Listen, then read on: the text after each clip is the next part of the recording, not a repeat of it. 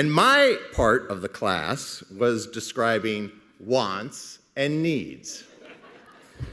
So if you've never done a JA class, you get in front of the class, and this was first graders, and I said, okay, what are some things that families would like to have? And first, Carlos raised his hand and said, toys. I said, that's a good answer.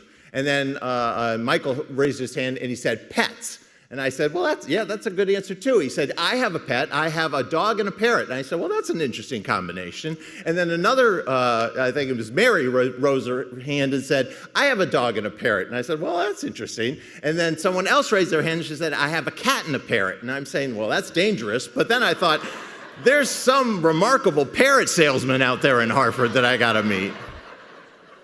So then I went to needs, and that's something that families must have to live. And we talked about shelter, we talked about food, we talked about water.